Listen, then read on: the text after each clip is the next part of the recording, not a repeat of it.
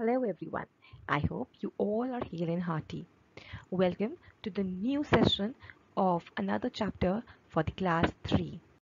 On one fine evening, John was playing with his friends on swings in the playground. He enjoyed playing with them, but after a while he started feeling very tired. So he decided to move back home. On his way back home, he was already feeling very tired and exhausted. But you know what? He also started feeling hungry. What do we do when we feel tired and exhausted? Uh, Let us think about it. But another question that pops out is why did he start feeling hungry when he was tired and exhausted? Oh, yes. This is exactly what we do.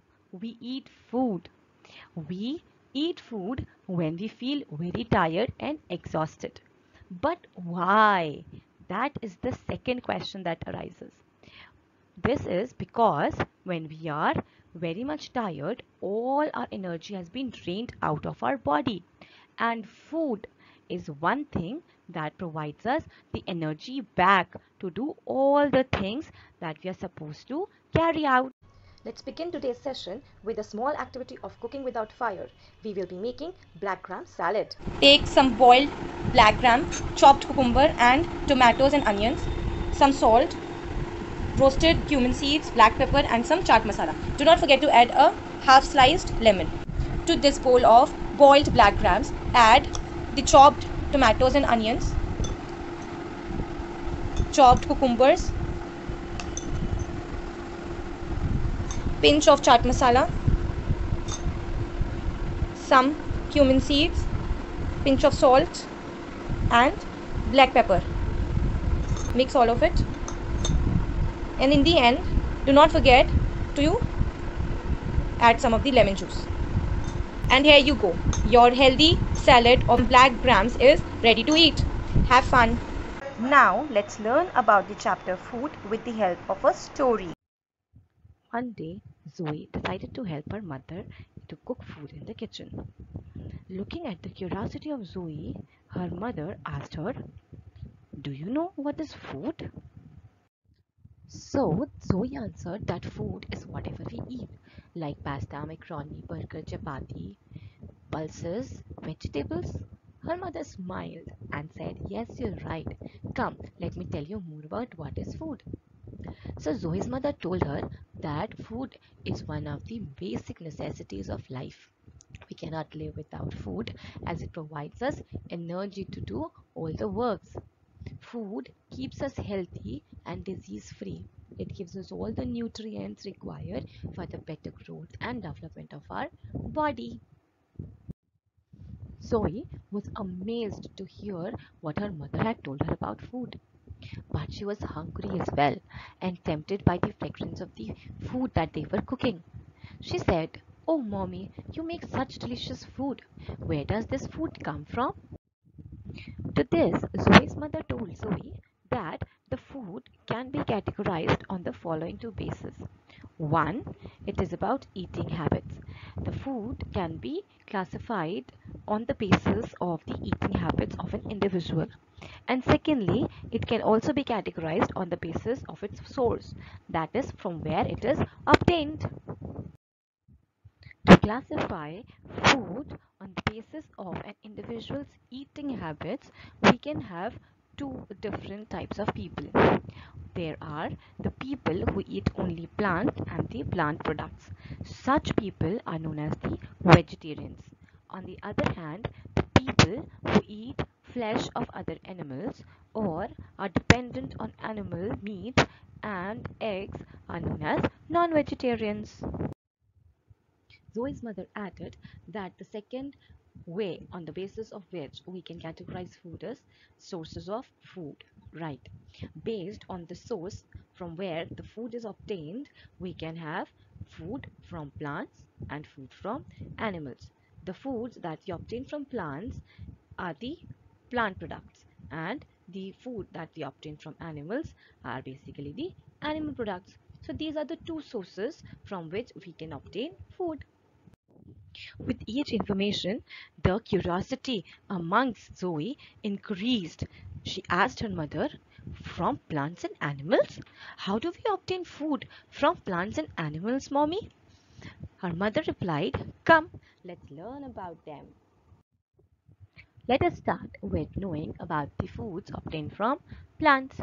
We all know that plant consists of different parts like leaf, fruit, branch, flower, bud, stem, and root.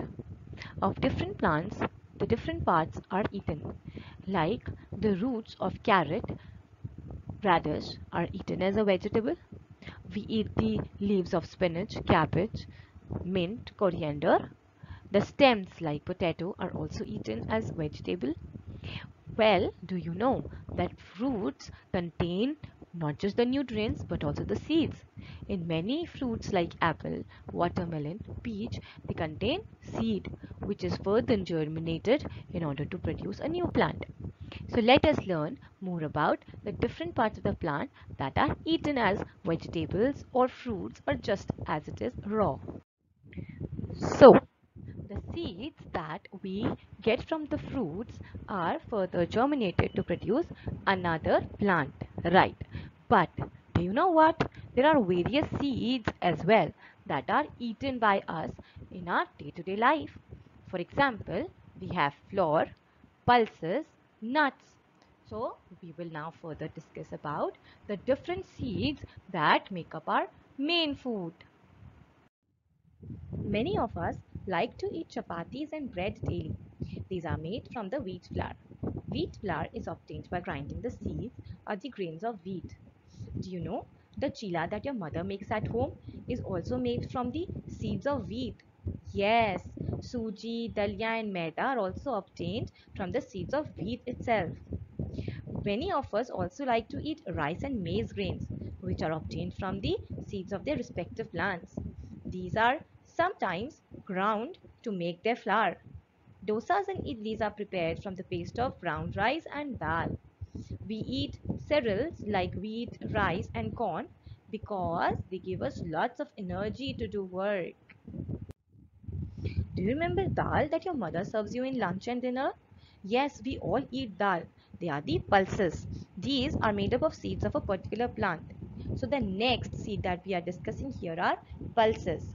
Pulses are the seeds that are boiled and sometimes spices are added to them before eating. These pulses are rich in the nutrient called protein. The protein helps in the growth and development of our body. Pulses like dal, peas and gram should be added in our meals as they help us to grow. I hope during winters we all keep our pockets full with various things including the peanuts, almonds, cashew nuts, walnuts. What do you think exactly they are? Yes, they all are nuts. These are also the seeds which are generally eaten raw. We add them to various sweet dishes in order to make them delicious. The nuts can provide lots and lots of energy to us and keeps our body warm. This is why we always suggest that during winters one must keep on munching the nuts. Now, the next part of the plant that is eaten by us humans are the leaves. As we have discussed in chapter 3 leaf already, that various leaves like coriander, fenugreek, mint, spinach and cabbage are eaten as vegetables. They are called green vegetables. We cook these leaves before eating. These leaves are healthy and protect us from diseases. We also know that various leaves like mint, coriander and curry leaves not only add flavor to our food but also makes them look delicious. So they are used for garnishing our food as well. Underground stem part of some plants are also eaten as vegetables. So stem is the next part of the plant that we humans eat as a vegetable. Potato is a very common food used all over the world. It is nothing but the underground stem of its plant. Other stems which are often eaten are onion, ginger and stem of lotus, to which we call kamal kakdi. Okay, now you may guess what is the underground part of the plant that is underneath the soil? Yes, it is the roots. Roots of some plants are used as food. These roots can be eaten raw or cooked. You must have eaten carrot, radish, turnip and beetroot. All these are roots of their plants.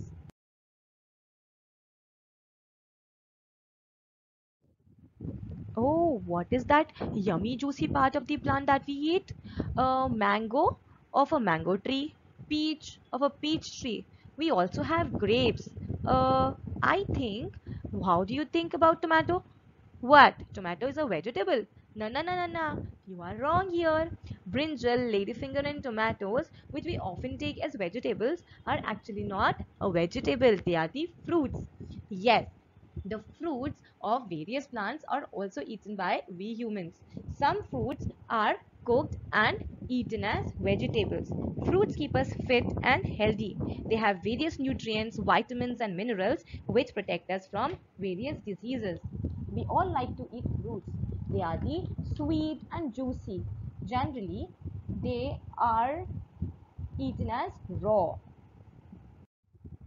We have discussed about different parts of the plants that are eaten by humans.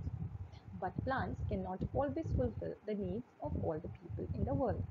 So many people add animal products like milk, eggs, meat, and fish to the food that they eat. Let us discuss about milk. Milk of various animals like cow, buffalo, and goat is taken by people all over the world. It is considered to be the good source of nutrient and as a complete food. It is very much important for the growing children. Milk products like cheese, ice cream, curd, kheer are few of the products that are loved by most of us. The next animal product are the eggs. Eggs of poultry birds like goose, hen and duck are eaten by many people. Poultry birds are nothing but the farm birds like hen and duck, whose eggs are used as food. We also see that various people add fish and meat of other animals in their diet. It provides them with various nutrients which are basically or generally rich in protein and other vitamins and minerals. Different people need and eat different amounts of food. The type of food they eat also varies. The amount of food consumed depends upon the following four factors: age, occupation, physical activity, and gender of a person. People who do hard physical labor often need to eat more chapatis and rice as compared to those who do their work while sitting in an office. Why do you think it happens? This happens because when they do physical work, their body requires more energy for doing more work, and the more energy we get from more food.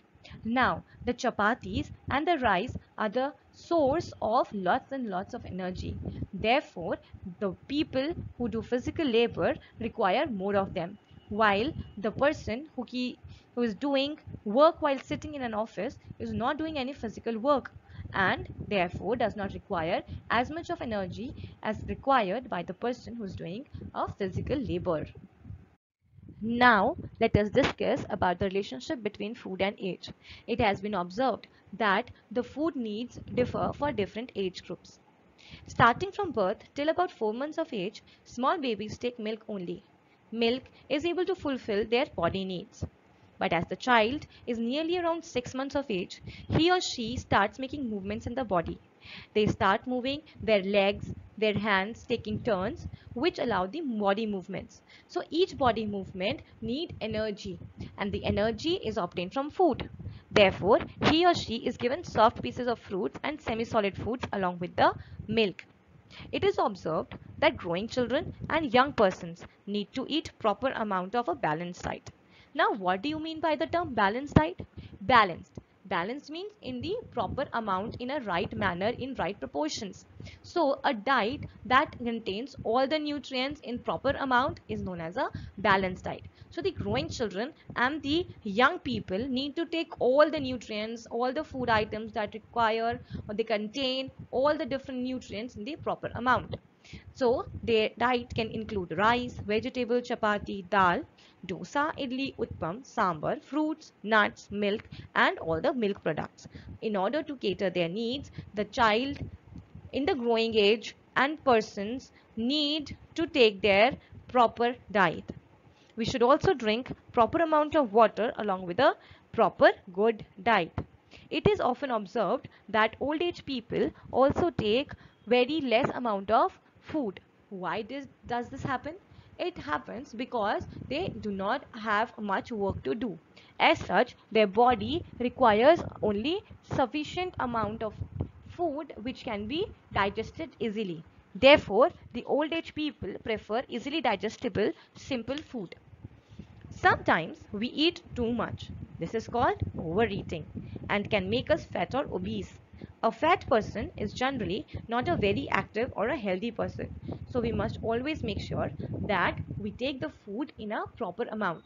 Nothing much more and nothing much less, because if we take the food in excess we may lead to obesity. But if our body does not get sufficient amount of nutrients, then the growth of our body may stop and we may also have malnutrition. Malnutrition is a specific stage wherein our body is not getting sufficient amount of nutrients and is not able to have proper growth and development. So Zoe's mother has not only finished telling Zoe about different sources of food, but has also finished cooking her meal. So Zoe says, "Wow, mommy, this was so much fun cooking with you today. I have learned so many things about food. I hope you all also enjoyed learning with Zoe." Thank you for watching. We'll see you in the next session.